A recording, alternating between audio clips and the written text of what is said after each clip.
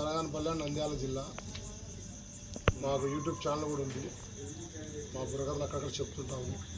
ఇప్పుడు ఘననాయకుడు పాటను వాడతాము.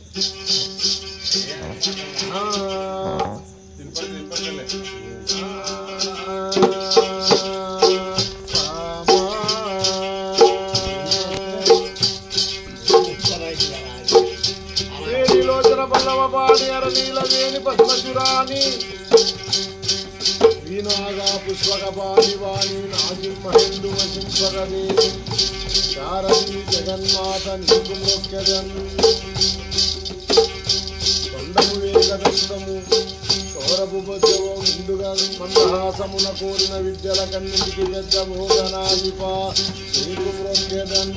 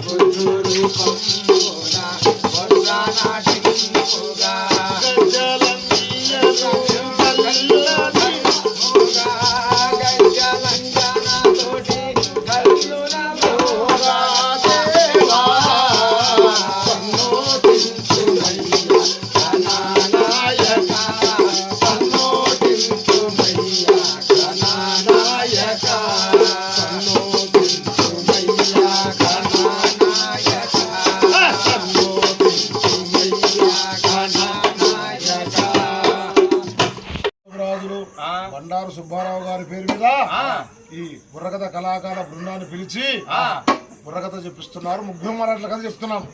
సుబ్బారావు గారి పేరు మీద ప్రేక్షకులు పిలిచిన అతిథులు వినాలని తప్పులు క్షమించాలని కోరుతూ కథ మొదలు పెడుతున్నాము. ముగ్గురు మరాఠల కథ. ఫలానంటి రోయ్ తమ్ముడా మేల్ ఫలా నోయ్ దాదానా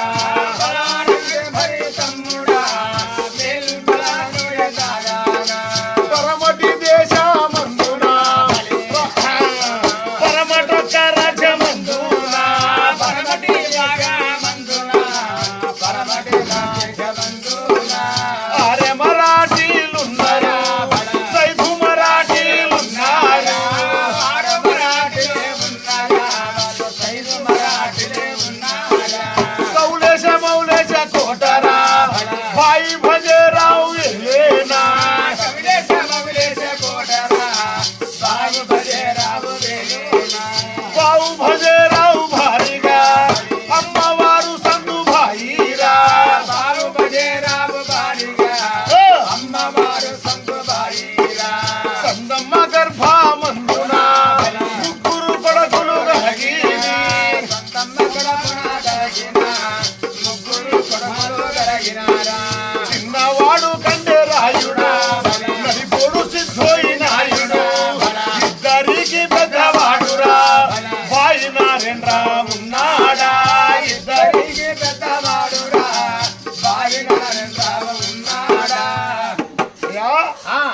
కథ జరిగింది కర్ణాటక మహారాష్ట్ర బార్డర్ల సరిహద్దుల్లో ఇప్పుడు కూడా ఉన్నాయి. హుబ్లీ, ధార్వాడ్, కౌలేశ, మౌలేశ, కర్ణకల్లు ఈ కోటలు అంటే హౌస్పేటకి 100 కిలోమీటర్లలో ఆ పైన పశ్చిమ కర్ణాటక కొండల మీద ఉన్నాయి ఈ ఊర్లు. ఉన్నాయి అవన్నీ జిల్లాలు. హుబ్లీ, హైదేరి జిల్లాలో ఉన్నాయి. ఈ రాజ్యం జరిగిన యథార్థ గాథ ఇది. ముగ్గురు మరాఠా కథ. ఇప్పుడు మా ఇక్కడ కమ్మవోళ్ళు, కాపులు, రెడ్లెట్టను ఆ కర్ణాటక రాజ్యంలో ఆరే కాపులు, మరాఠీ కాపులు అలాగా. కాబట్టి ఆ రాజ్యం వెళ్తున్నాడు భాయ్ భజేరావు కౌలేశ మౌలేశ కోట వెళ్తుంటే ఆయనకు 3 కొడుకులు. సిద్ధోయిన చిన్నవాడు కండేరాయుడు, నటుపోడు సిద్ధోయినాడు, పెద్దవాడు భాయ్ నారాయణరావు. ముగ్గురికి పెళ్లిళ్ళు చేసినాడు ఆ తండ్రి భజేరావు. చిన్నవాడి భార్య తులసి భాయ్, సిద్ధోయినాడు గారు రుక్మిణి భాయ్, నారాయణరావు భార్య ఆమె ధారుకై. ఈ ముగ్గురికి వాళ్ళ కులటి బిడ్డలు పెళ్లి చేసినాడు. అలా రాజ్యం వెళ్తున్నాడు ఎవరు భాయ్ నారాయణరావు. ఇలా ఉండగా అయ్యా ఇద్దరు చిన్న వాళ్ళకు కంఠరాయనికి సిద్ధోయనానికి పిల్లలు లేరు. వాళ్ళకు పెద్దవాడు నారాయణరావుకు ఆయన భార్య ధారుకై. వాళ్ళ గర్భవాసమున 3 కొడుకులు కలిగిరి, 2 బిడ్డలు కలిగిరి.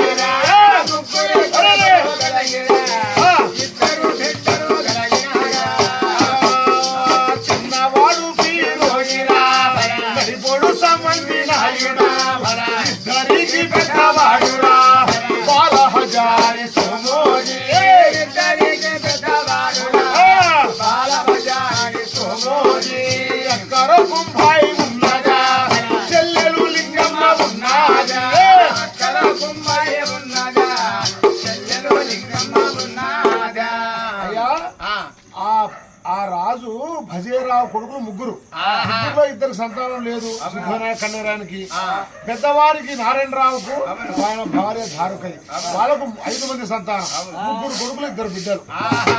ఆ ఆర్య మరాఠీల సంసారం బాగా సాఫీగా సాగిపోతుంది ఆ కౌలేశ మౌలేశ కోటలో. వాళ్ళకు అహేములు, ఎల్ల భూములు, పట్టు బ్రాహ్మణులు, వేద పట్టులు, రాజ్యము, పల్లెలు, పట్టాలు, వెండి బంగారు భూములు ఇప్పుడు సమస్తం ఉన్నాయి. అని ఏ సంసారం సాఫీగా సాగిపోయే సంసారంలో ఎవరో ఒకరు ఒక చెడు లక్షణాలు కలిగిన వాడు ఉంటాడు ఖచ్చితంగా.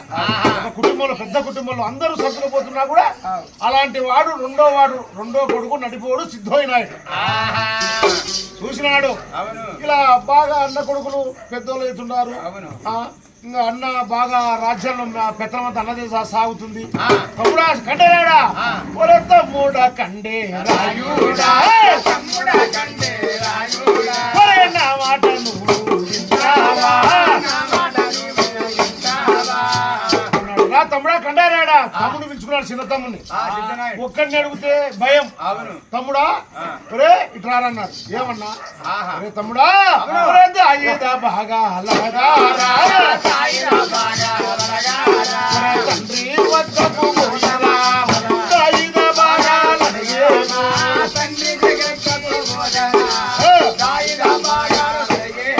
తమ్ముడా కండారాడా అన్నా.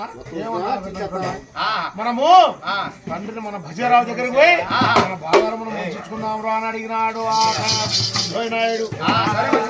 అప్పుడు చూసినాడు అట్లే సిద్ధోయుడు తమ్ముడు ఏమన్నాడు, అన్నా నడుకన్నా ఎందుకన్నా బాగా నీకు పిల్లలు లేరు నాకు పిల్లలు లేరు, అన్నకు 3 కొడుకులు 2 బిడ్డలు. వాళ్ళు బాగా మనకు పిల్లలు మోచారం తీసుకున్నాను. మన పిల్లలు అయితే అన్న పిల్లలు అయితే తమ్ముడా కండేరాయుడా. ఇప్పుడు మనం అంటే ఇద్దరు ఉండాం. నీ భార్య నువ్వు నా భార్య, 3 కొడుకులు 2 బిడ్డలు. సంసారం పెద్దగా అయిపోయా. ఉప్పుకు పప్పుకు నెత్తి సమురుకు సల్లకు గుడ్డ గూడు అన్ని ఖర్చు అయిపోయా. రాజమంతా ధనం తరిగిపోతారు, పెద్ద కుటుంబం అయిపోతుంది. నువ్వు చెప్తుండవు నేనైతే బాగా అడగ, నువ్వు అడుగుతా అంటే నేను ఎప్పుడు వస్తా, నీకు ఇచ్చే నేను తీసుకుంటా, లేకపోతే లేదన్నా అన్నాడు కండేరాయుడు. సరేనా నువ్వు నా ఏమన్నారా అని అప్పుడు 2 అన్నదమ్ములు వాళ్ళు తండ్రి వద్దకే రాజకచూరికి తండ్రి మా మాట వింటావా, మాకు వైతే నాయనా సాయుధ భాగాలు ఇవ్వాలా,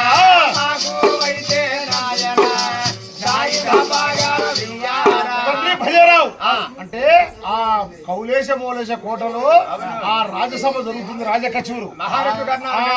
ఆ రాజకచూరు సింహాసనం కూకున్నాడు భజేరావు, అక్కడ పెద్ద కొడుకు నారాయణరావు కూకున్నాడు, రెడ్డి కర్ణము తలారి, రైతులు ప్రజలు అడ్డుకొట్ట ఆడపిల్లలు మొగదాడుకున్న మగ పురుషులు అందరూ రాజకచూరులో ఉన్నారు.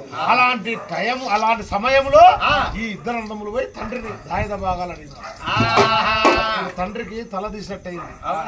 చూసినావా ఇంత సభలు అడుగుతున్నాడే, ఏమి రా ఇంకా 2 రోజులు ఉండండి నాయన అన్నాడు. లేదు లేదు భాగాలు వంచాల్సిందే మాకని పట్టుబట్టినాడు సిద్ధోయనాయుడు. ఏమయ్యా పెద్ద కుమార నారాయణరావు, మళ్ళీ ఎట్లా మళ్ళా వాళ్ళు మీ తమ్ముడు బాగా అడుగుతారు మంచిగా పుట్టంగా అన్నదమ్ముడు పెరగంగా దాయాది, కలిసి ఉంటే కలుసుకం కానీ వాళ్ళకు లేనప్పుడు నేనేం చేస్తా, అభిమానాలు అందరికి ఉండాలన్న ఆయన అడిగినప్పుడు పనిచేసే అన్నాడు పెద్ద కొడుకు నారాయణరావు. అప్పుడు సిద్ధోయనాయుడు అడిగినందుకు అప్పుడు పట్టు బ్రాహ్మణులు వేద పండితుల్ని రెడ్డి కర్ణము తలారిని పిలిచి, ఏమయ్యా పెద్దలారా ఇప్పుడు ఏరే వాళ్ళ భాగాలేదు నేను ముచ్చుతా, నా కొడుకుల భాగాలు కాబట్టి మీరు వంచండి అని పెద్దలకు అప్ప చెప్పినాడు ఆ భజేరావు. అప్పుడు ఏ విధంగా పంచుతున్నారా ఆ సిద్ధోయనాయనికి కండేరాయనికి నారాయణరావుకు ముగ్గురు అన్నదమ్ములకు ఆ తండ్రి ఆస్తిపాస్తులో పల్లెలో పట్టాలు వంచేది, భూములు బుట్టలు వంచేది, వెండి బంగారు వంచేది, ఘనమైన వస్త్రాలు వంచేది, ఎంగలు గృహాలు వంచేది, మంది మార్గలం వంచేది, కత్తులు కాటాలు వంచేది, 66 పల్లెలు 33 పట్టణాలు,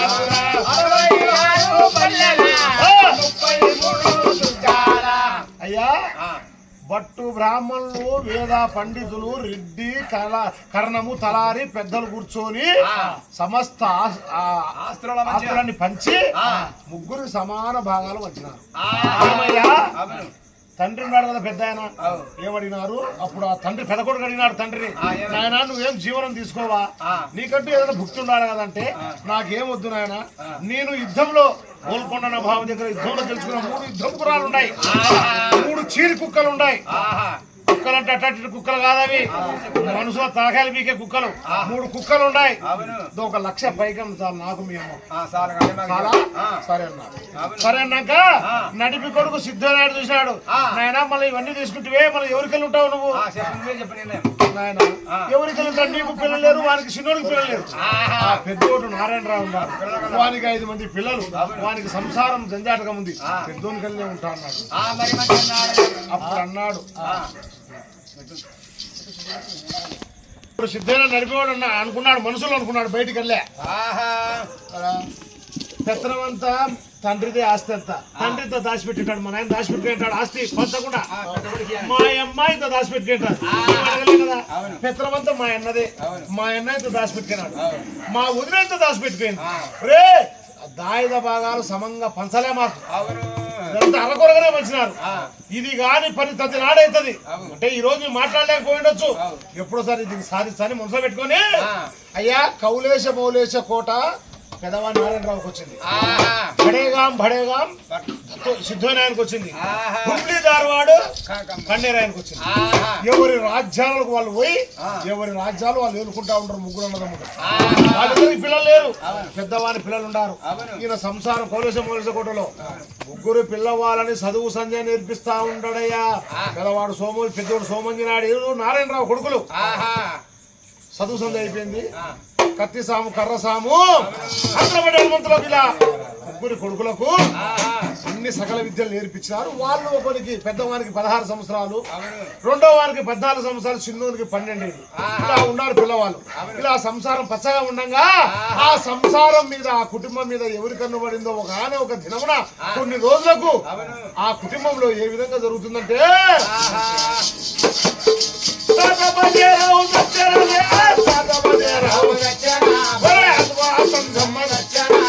తండ్రి నారాయణరావు వచ్చన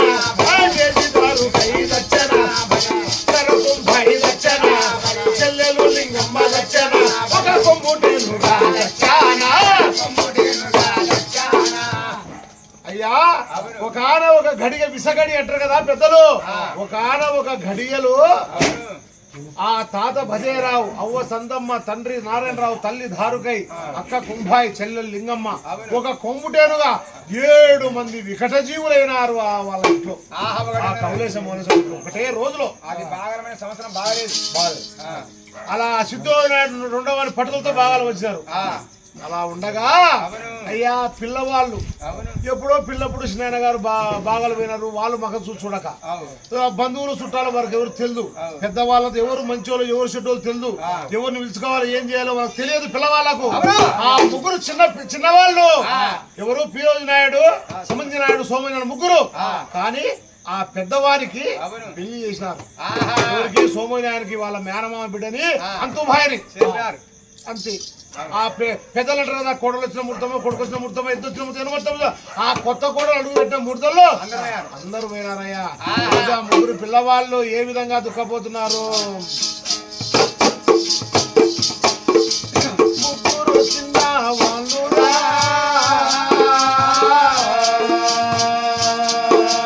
పెద్దల మీదనే వరగేరు.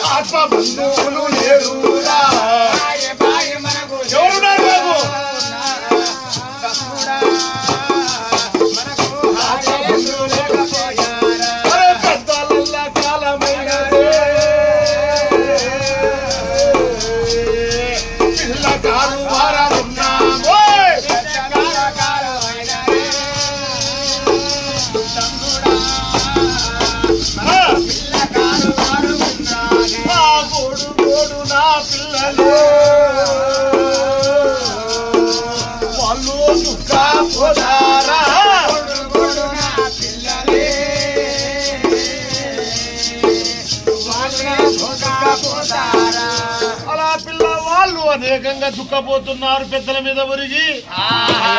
ఒక కుటుంబంలో ఒక పెద్ద చనిపోతేనే ఎంతో విలువలాడిపోతుంది ఆ కుటుంబం కొన్ని రోజుల వరకు కోలుకోలేక. అలాంటిది ఒక గడియలో ఒక క్షణాన ఒక్క ఆ పెద్దలంతా కాలం అయిపోతే ఆ పిల్లలు అని గోడాడుతున్నారు.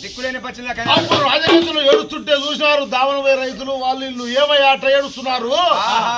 మా పెద్దలంతా పోయినారు. అప్పుడు రెడ్డి సుబ్బారెడ్డి రెడ్డిని తలారి కర్ణము బ్రాహ్మణులు వేద ఆ పండితులు అందరూ పిలిచి ఏమి నాయన పెద్దలు పోయినారు, పుట్టినవాడు మరణించక తప్పదు, కానీ వాళ్ళు మిమ్మల్ని ఒక ఏ కుటుంబం అందరూ చుట్టిపోయినారు. కాబట్టి అయ్యా పెద్దవాడా సమంజనాయుడా, పెద్దవాడు నువ్వు ఇంటికి, కాబట్టి గుండె ధైర్యం తెచ్చుకొని నీ తమ్ముళ్ళకు ధైర్యం చెప్పాలా. నీ భార్య ఉంది ఎంతప్పుడు ఆమెకు కొత్తగా వచ్చిన కోడలు ఏమి తెలియదు, కాబట్టి నువ్వే ధైర్యం తెచ్చుకోవాలని ఆయన అన్నాడు. అప్పుడు సమంజనాయుడు సోమనాయుడు చూసినాడు, ఇంటికి పెద్దవాడు నేనే, మా అబ్బ పోయినాడు, మా నాయన పోయినాడు, ఎవరున్నారు అని అదరా వద్దండి తమ్ముళ్ళు, మీరు భయపడవద్దండి నాయనా,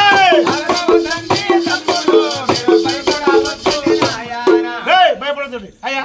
రెడ్డి మళ్ళీ విజయాలమ్మ మాకు తెలియదే నాయన, ఈ ఊర్లో మీ సరి కులసులు ఉన్నారు, ఆర్య కాపులు ఉన్నారు, వాళ్ళని పిలుచుకోండి, పిలుచుకొని చేయండి. అట్టొద్దు మళ్ళీ ఆర్య కాపు అంటే మా బంధువులు, మా చిన్నాయన గారు, మీ చిన్నాయన ఉన్నాడు, చిన్నప్ప సిద్ధురాయ ఉన్నాడు, చిన్న కండేరాయ ఉన్నాడు, వాళ్ళు చూస్తే వాళ్ళు పక్క రాజ్యంలో ఉన్నారు, మళ్ళీ ఎట్లా చేయాలా నాయన. ఇప్పుడు ఒక పాలగాడిని పెట్టి ఒక చిటి చావు రాసి పంపి ఆ పెద్దలు చెప్పినారు. అప్పుడు సోమయ్య నాడు తెల్లటి కాగితం నల్లటి కలందార తీసుకొని నాయన చిన్నప్ప సిద్ధరాయడా పెద్దలు ఒక క్షణాన ఒక గడియలంతా పోయినారు. అవును. మాకు ఏమి తెలుసు పిల్లవాళ్ళం. నువ్వు వచ్చి ఈ కార్యాలలో ఈ దినకార్యాలలో పాల్గొని మంచి చెడ్డ చేసి పోసిందాయన, మాకు ధైర్యం చెప్పి పోసిందాయనని ఒక చీటి రాసి ఒక పాలగానికి ఒక సైనికుని ఇచ్చి పంపించినాడు. ఆ సైనికుడు కౌలేస మౌలేస కోటరా వాడే చాలా దాటరా సరేగాము పట్టమైనా పాలగాడు చాలా వచ్చానా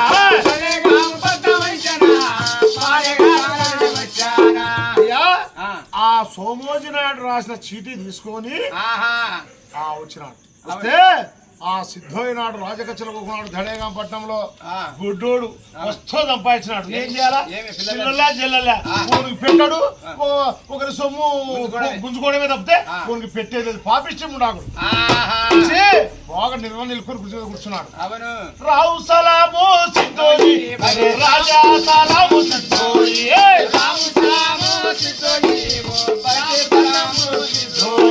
అయ్యా నమస్సలామయ్య అన్నాడు. ఏయ్ ఎవర్రా ఏ ఊరు ఎక్కడైనా అన్నాడు. ఇద్దరైనా మీ అన్న కొడుకులు అవులేస మూలేస కొట్టించి వస్తుండా మీ అన్న కొడుకు జావిచ్చారని ఆ జావు చేతికి ఇచ్చారు. కాగితం అర్థం చదివినాడు పటపట చదివి అప్పుడు మనసులో అనుకున్నాడు పెళ్ళు నగినాడు. కొడుకులారు సావండి పడక వాడేమో ముసలోడో దాచిపెట్టుకునే మా నాయన దాచిపెట్టుకున్నాడు. దాచిపెట్టుకున్న పెద్ద కొడుకు ఇచ్చా మాకేమి ఏదో 4 దుడ్లు ఇచ్చా వచ్చి మా అన్న దాచిపెట్టుకున్నా. ఇట్లా అన్నదమ్ములు ముంచేవాడు బాగుపడతాడా? అన్నదమ్ములు మా ఇద్దరిని ముంచి చచ్చిపోయినారు. నా కొడుకు అనుకొని మనసులో అనుకున్నాడు బయటకు వెళ్ళా అనుకొని అయితే ఏం చేయాలరా ఇప్పుడు నేను అన్నాడు. నువ్వు అంట రావాలంటాయా? నేను రాలేను ఆయన. నేను ఇప్పుడు గోల్కొండ నవాబుకు శిస్తురుకులు కట్టి పోవాలిరా సాయంత్రం. కాబట్టి నేను రాని కుదరదు. వాళ్ళు ఏదో కార్యాలు చేసుకోమను. మళ్ళా ఒక విడిదినాన మళ్ళా నేను వీలు చూసుకొని వస్తా అని చెప్పినాడు. సరే అదే మాట తీసుకొచ్చి చెప్పినాడు. పల్లగాడు ఏం చేస్తాడు? అప్పుడు చూసి ఆ పెద్దలు చూసి అయ్యా చిన్నాయన గారికి తెలియజెప్పినారు. బంధువులకు చెప్పాలా తెలియజెప్పినారు. వాళ్ళు రాలే కాబట్టి ఇంకా ఈ సరి కులసులు పట్టుకుని వాళ్ళు ఏదో మంచి చెడ్డ ఆ దినకార్యాలు చేసుకున్నారు. ఆ పిల్లవాళ్ళు మరాఠీ పిల్లవాళ్ళు దినకార్యాలు అయిపోయినా కూడా పుట్టడి దుఃఖంలో ఉన్నారు. ఎందుకంటే ఎవరు పెద్దలంతా పోయి పిల్లలు ఈ పరిపాలన ఎట్లా చేయాలా, ఈ పిల్లల్ని ఎట్లా సాక్కోవాలా, ఈ రాజ్యం ఎట్లా చూసుకోవాలా అనేది ఏం తెలియదు. చాలా దిగులతోటి బాధతోటి నీతంతో ఉన్నారు ఆ పిల్లవాళ్ళ కథ ఉండి. ఎవరు ఆ సమంజి నాయుడు ఆ ఫిరోజ్ నాయుడు సోమోజీ నాయుడు ముగ్గురు సోమోజీ నాయుడికి పెళ్లి చేసినారు. ఆయన భార్య అప్పటికే నెల తప్పినది గర్భవతి.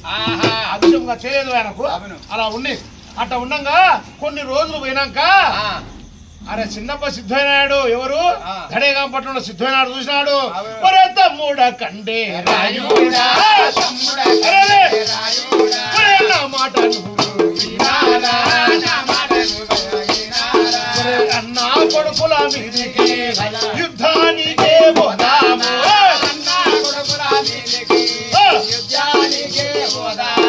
ఒరే తమ్ముడా కండేరాడా పిలిపించుకోడు. తమ్ముడిని పిలిపించుకోడా రాజ్యానికి. తమ్ముడా యుద్ధానికి పోదామా అన్న కూడా మీద కన్నాడు. అయ్యో ఏమన్నా ఇంత దుర్మార్గం ఏంటికి?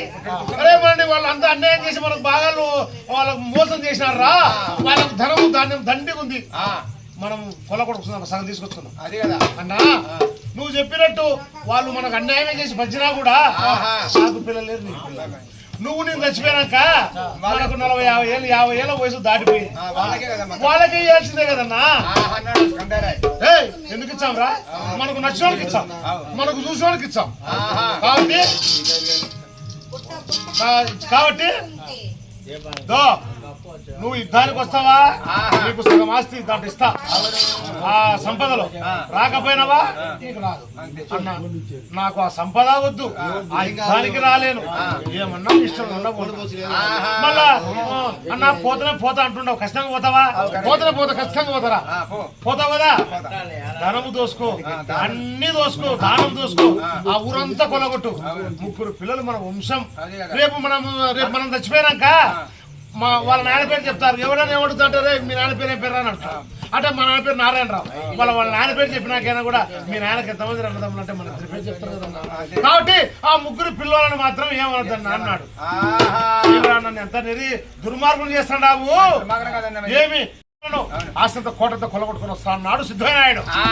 ఆ విధంగా ఆ సిద్ధోయి నాయుడు ఆ మంది మార్బలాన్ని ఆ, ఏ విధంగా తోలుకొని ఆ కౌలేశ మూలేశ కోట మీదకి వస్తున్నాడు, యుద్ధానికి వస్తున్నాడు. సున్నికి రాలే, వీళ్ళకేమో సున్నికి వస్తాను చెప్పినాడు. అవునే. కానీ అవసరమైన యుద్ధము యుద్ధానికే. లేదంటే దౌర్జన్యం. అంతే. ఆ విధంగా వస్తున్నాడు. ఏ విధంగా మంది మార్బలను ఎత్తుకోవాలి సిద్ధమైనాడు. ఆహా. ఏయ్! సిద్ధోయి తండురా మరి ఎట్లా వస్తది? సిద్ధోయి దండురా మరి ఎట్లా వస్తది? ఏయ్! సిద్ధోయి తండురా మరి ఎట్లా వస్తది? సిద్ధోయి దండురా మరి ఎట్లా వస్తది? ఏయ్! ఎర్రమల్ల బోయరా 7,000 మందిరా. ఎర్రమల్ల పోయేలా 7,000 మందిరా. ఏయ్! నల్లమల్ల బోయరా 4,000 మందిరా. నల్లమల్ల పోయేలా 4,000 మందిరా. ఆ ఎంగలు గురాలు రా పగ్గిలు సారట్లురా. ఏడుగురు గుడాలురా బగ్గిలు సారట్లురా. ఏయ్! ఆకు సర్రు మంటనా అంది పొడిసెబోయెను. ఆకు సర్రు ఏయ్! మంటెన ఏయ్! అంది పొడిసెబోయెను. ఏయ్! కజ్జగల్లు మంటనా కది పొడిసెబోయెను. జగరు మంటెన అంది పొడిసెబోయెను. ఏయ్! రవ్వతూలి గమ్మంగ దండు చాలా వేసనా. రవ్వతూలి గమ్మంగా దండు సారలేసెను. ఏయ్! కత్తులు కటారు రా ఈటలు బల్లాలురా. కత్తులు కటారురా ఎదురు పల్లాలురా. ఎంగలు గురాలు రా పగ్గిలు సారట్లురా. ఎదురు గుడాలురా బగ్గిలు సారట్లురా. ఆ సిద్ధోయి దండురా మరి ఎట్లా వస్తది? సిద్ధోయి దండురా మరి ఎట్లా వస్తది? ఆ ఈట కట్ట తిరగంగ దండు చాలా వేసనా.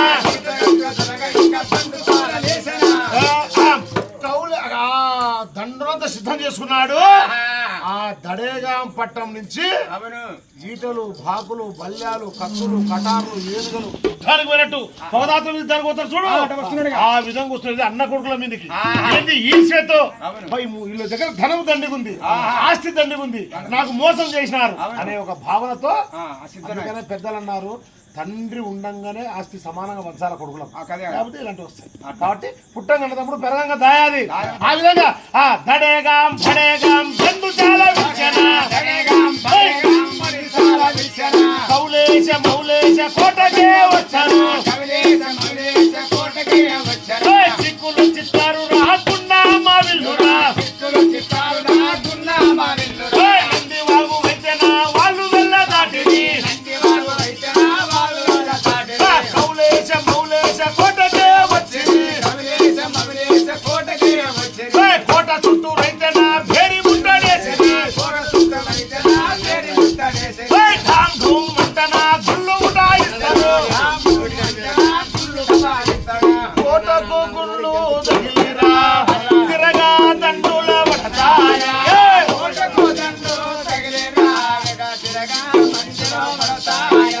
గుండు పోయినంత దూరమా మందే వాడి చస్తారా.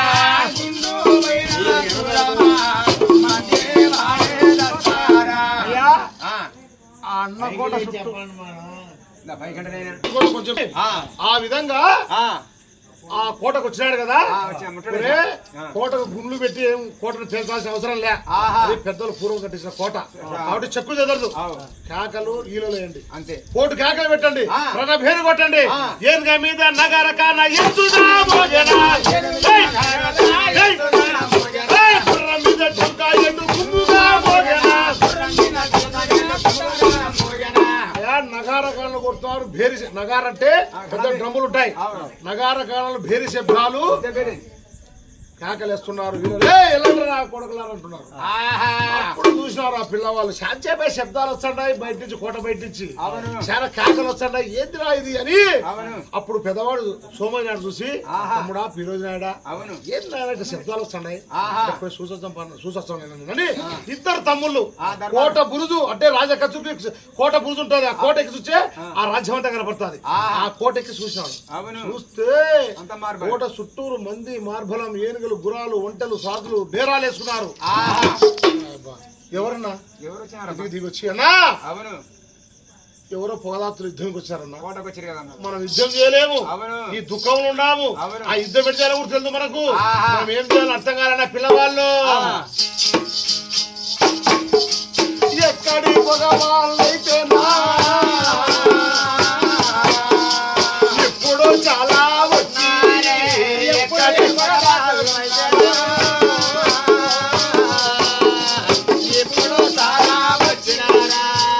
మనకు ఎవరు ఆయ్ భాయ్ అని బాబు ఎవరు లేరు. ఎవర్రా ఎప్పటి పొగదాతులు ఇక్కడ వచ్చినారు అని ఏడ్చున్నాం. అప్పుడు మళ్ళా ఆ మంత్రులు సామంత్రులు చూసి రాజకచ్చల్లో ఏమయ్యా ఎప్పుడు చూసినా ఏడ్చడమేనా, ఏం బాధ వచ్చింది చెప్పాలి కదా, మేము ఉన్నాం పెద్దలు ఉన్నాం కదంటే మళ్ళీ ఎక్కడి నుంచో మా నాయన ఉండే మా తాత ఉన్నప్పుడు రావచ్చు కదా ఈ పొగదాతులు. ఇప్పుడు వస్తే మేము ఈ దుఃఖంలో ఉన్నాం, మా ఊళ్ళు చనిపోయారు, మా బాధ యుద్ధం చేద్దామా, మేము ఏం చేయాలి నాయన ఎవరో కాదు ఆ పొలాలకు వచ్చిన రైతులు ఉంటారు కదా, ఆ రైతులు పొలాలకు పోయి రాజ్యాలకు వచ్చుంటాయా సోమోజీ నాయుడు పొగదాతులు రాలే, మీ చిన్నప్ప సిద్ధనాయుడు వచ్చాడు. మీ చిన్నాడు వచ్చాడు ఎందుకు సున్నికి వచ్చింటాడు. ఏమంటే రాజు వెడలే రవి తేజం వెడలే అంటారు ఎందుకు, రాజు పోతే మంది మార్పులం పట్టు బ్రాహ్మణులు అన్ని ఏనుగుల కురాలు కదలాలా, ఆ విధంగా మంది మార్పులతో మిమ్మల్ని సున్నికి వచ్చినాడు. ఏమో మాట్లాడతాడు, తోలకపోతాడు, ఓదార్పు చెప్తాడు, అంతేగాని మీరు ఎవరో పోదాతులు వచ్చారు యుద్ధానికి వచ్చిన భయపడితే ఎట్టనాయనా. కాబట్టి ముగ్గురు అన్నదమ్ములు మీరు పోయి మీ చిన్న దగ్గర పోయి, ఎందుకంటే ఆయన పెద్దోడు ఎట్టయినా కాదు కాబట్టి మీరు పోయి మీ చిన్న కలిసి మాట్లాడండి అన్న. ఓ మా చిన్న వచ్చినాడా అయితే మాకు భయం పోతాం అని. అప్పుడు ఆ ముగ్గురు పిల్లవాళ్ళు వెంట కుక్కలు లేవురా, చేతులో కత్తులు లేవురా,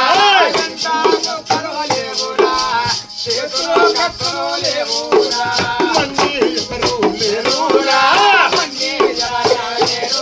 అరే ముగ్గురు చిన్న వాళ్ళురా, మూడే గురహాలు మెచ్చిరి, కోట పేట దాటిరి. ఆ కోట పేట దాటి చిన్న కాడికి వస్తా ఉండరు వాళ్ళు, వారి కథలో ఉన్నాయి. చిన్న ప్రసిద్ధి చూసినాడు, వాడు పచ్చు కుట్ల డేరా వేసుకున్నాడు, బంగారు పచ్చు కుట్ల డేరా వేసుకొని ఆ డేరా లోపల పట్టె మంచం పాన్ ప్లేట్ పిండి వేసుకొని తెల్లగితో నిర్వహణ పడుతున్నాడు. వాడు ఏం చెప్పినాడు జట్టి వాళ్లకు, ఒరే వాళ్ళు మా ఆయన కూడా ముగ్గురు వచ్చారు, ఒకరు చెప్తారు పోయి మీ చిన్న వచ్చినాడు అని చెప్తారు. ముగ్గురు డేరా లోపలికి వచ్చారు, వచ్చినాక వాళ్ళు ఏడ్చారు, చిన్న మాకు ఆ బాధ ఈ బాధ ఏడ్చారు, ఏడ్చి చెప్తారు. నేను ఏమనను, నేను బాగా మంచి సమయం చూసుకొని మీకు సైగ చేస్తా, వాని వాళ్ళ ఎనికి రెక్కలు బిగించి కట్టి మూలకు వాడదాం కోటంతో చూసుకొని పోదాం అని చెప్పినాడు చిన్నప్ప సిద్ధోయినాయుడు. సర్లేని వాళ్ళు చెట్టి వాళ్ళు పగ్గాలతో మోకు పగ్గాలతో పెద్ద పెద్ద తాళ్ళతో సిద్ధంగా ఉన్నారు, వాళ్ళ కథ ఉన్నాయి. అప్పుడు ముగ్గురు పిల్లవాళ్ళు వచ్చారు కదా, సరాసరి వాళ్ళు సైన్యంలోకి వచ్చి అప్పుడు అడిగినాడు నాయన మా చిన్నాయన ఎక్కడ ఉన్నాడు అంటే, అంత ఆ బంగారు పట్టు కూర్చున్న డేరా చూడు దానిలో ఉన్నాడు. కత్తులు ఏమవసరం, యుద్ధానికి కొనికరా కత్తులు, మంది మార్పులు ఏమవసరం, బంధువులు చుట్టాల కాడ ఆయన పోయిన దగ్గర మాట్లాడానికి ఏమవసరం అని ఆ గుర్రాలని ఒక చెట్టు కింద కట్టేసి 3 గుర్రాలని నమ్మి చిన్నారగా నడుచుకుంటా డేరాలోకి వచ్చారు. వస్తే గొడ్డు వాడు సిద్ధోయిరా, పళ్ళు వెచ్చి పలకరించాడు,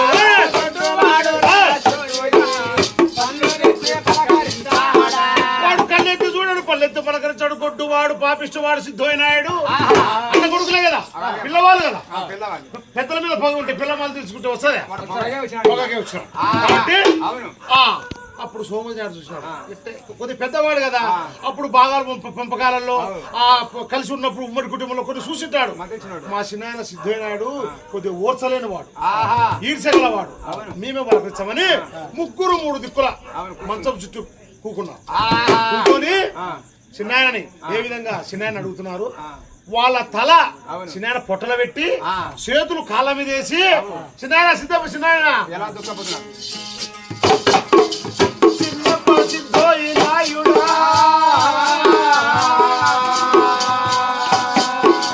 రాజా సిద్ధోయినాయుడా చిన్నప్ప సిద్ధోయినాయుడా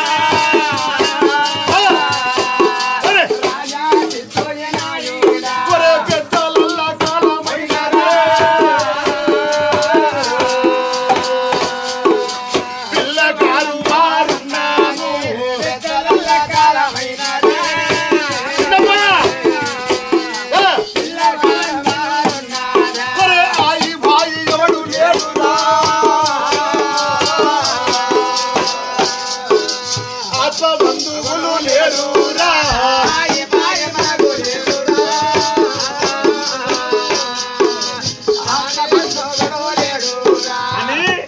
పిల్లవాళ్ళు ఆ కన్నీళ్లు కాళ్ళ మీద పడంగా ఏడుస్తున్నారు.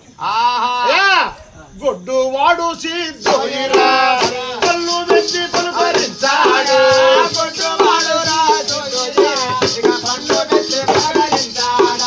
పళ్ళు వెచ్చి పలుకరించాడు కళ్ళు వెచ్చి పారదుడాడు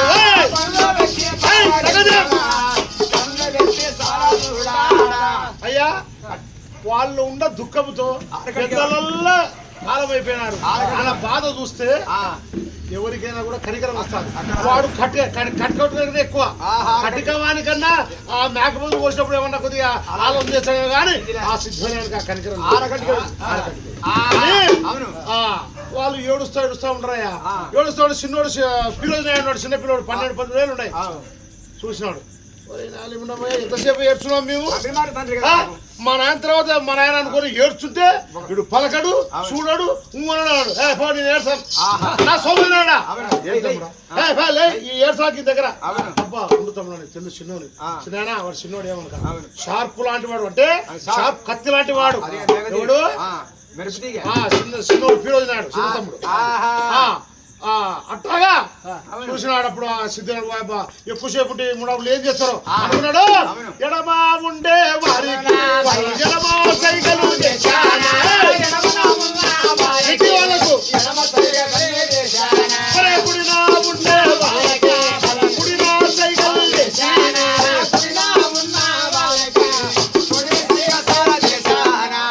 ఈ ఎడమ ఉన్న వాళ్ళకి 6 మంది చెట్టీలు కుడి పక్కన 6 మంది 12 మంది చెట్టీలు సైకిల్ చేశారు ఎప్పుడు వాళ్ళు సైకిల్ చేశారు 12 చెట్టి వాళ్ళు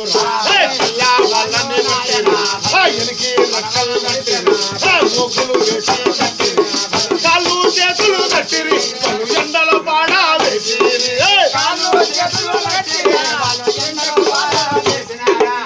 అయ్యా కాళ్ళు చేతులు కట్టని సైకిల్ ఎప్పుడు చేసినాడు కాళ్ళు చేతులు కట్టినాడు అప్పుడు ఇంకా పిల్లవాళ్ళు ఎంటకేసినారు ఇంకా పాలగాళ్ళకి సైకిల్ చేసినారు ఆయన వాళ్ళకి ఎప్పుడు సైకిల్ చేసిన సైనికులకు కోట లోపల జరవడ్రి మన బందల తోటలో ఆవులని దులపొద్దు చెట్టు ఉరుకుతాయో అట్లా ఊరి మీద కోటలు పన్నారు ఏ విధంగా ఆ కోటలో ఉన్న పూర్వం పెద్దలు సంపాదించిన ధనము ధాన్యము బంగారు ఎండి వజ్ర వైద్యములు మాణిక్యములు ఏ విధంగా దోస్తున్నాడు మూల కట్టారు సత్యం మూలలో మూల కోటలో ఉన్నది 3 లక్షల పైకము లోపలి కోటలో ఉన్నది 6 లక్షల పైకము బయటి కోటలో ఉన్నది 7 లక్షల పైకము రాజకత్తులో ఉన్నది 10 లక్షల పైకము కోటంతా కొల్లా కొట్టిరి వాళ్ళు జంగల మోత కట్టిరి ఎండి బంగారు దోసిరి ధనము ధాన్యము దోసిరి దస్తావేజులు దోసిరి ఘనమైన వస్త్రము దోసిరి అయ్యా కోటంతా ఖాళీ చేసినారు ఒక పిరికడు గింజలు లేవు ఒక వర అంటే ఇప్పుడు 4 రూపాయలతో సమానం 4 రూపాయల్ని ఆ కాలంలో ఒక వర అంటారు ఒక పిరికడు గింజలు లేవు ఒక వర డబ్బులు లేవు దోసుకున్నాడు వస్త్రములు మంచి మంచి రాజులు కట్టే ధనమైన వస్త్రములు కూడా ఆ మొత్తం దస్తావేజులన్నీ అన్ని మూటలు రాజకచ్చులో మూటలు కట్టున్నాడు ఆడ కూకున్నాడు ఈ సిద్ధమైన రాజకచ్చులో పిల్లవాళ్ళు ఊరు బయట ఉండారు ఎండకుండారు కట్టేశారు కదా వాళ్ళని ఉండారు అయ్యా మొత్తం దోసుకుంటారు మూటలు కడుతున్నారు ఆ ఊరు చిన్న పెద్ద నీళ్ళు అన్నట్టు చూసి అయ్యా సిద్ధమైన ఇదేం ధర్మం పిల్లవాళ్ళు అన్నగుడ్లకు బుద్ధి చెప్తారు వచ్చే నువ్వు వాళ్ళు ఉన్నది తిండికి లేకుండా పెద్దలంతా చచ్చిపోయారు ఎవరు ఆయిపాయి అండలేరు ఏదో ఉన్న ధనము లేకుండా తిండి గింజలు లేకుండా కట్టిన బట్టలు లేకుండా సమస్యను దోసుకుపోతుండవు ఎవరిని ఏమని అడిగినాడు ఎవరు నువ్వు రెడ్డి రెడ్డి నా కొట్లారు మీరందరూ ఆ పొద్దు నాకు బాగా మోసం చేశారు ఊరంతా కొల్లగొట్టరా అని చెప్పినాడు ఆ రాజు సిద్ధమైనాడు అప్పుడు ఊరంతా ఏ విధంగా కొల్లగొడతారు కాపుల ఇల్లే కొట్టిరి రాజా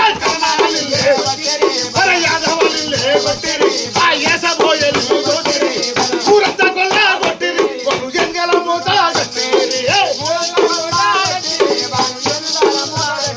వాడి గొడ్డు వారి సిద్ధడానికి కనికరం ఉండదు వారికి ఎవరు చూసినా కూడా కటిక మాతో సమానం అలాగా ఊరంతా ఊర్లో ఉన్న ధన ధాన్యం అంతా మొత్తం దోసినారు కోటలో ఉండే దోసినారు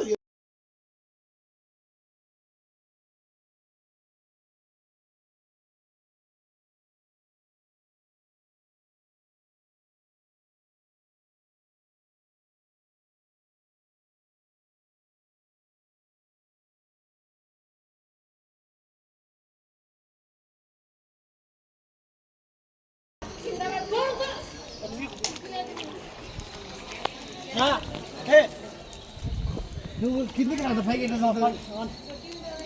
ఇది తమిళనాడు వైద్యేశ్వర ఆలయం.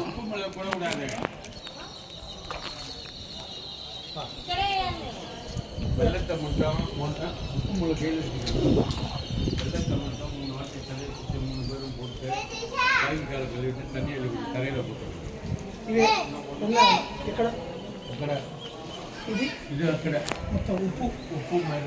ఉప్పు మిளகு సాల్ట్ పెప్పర్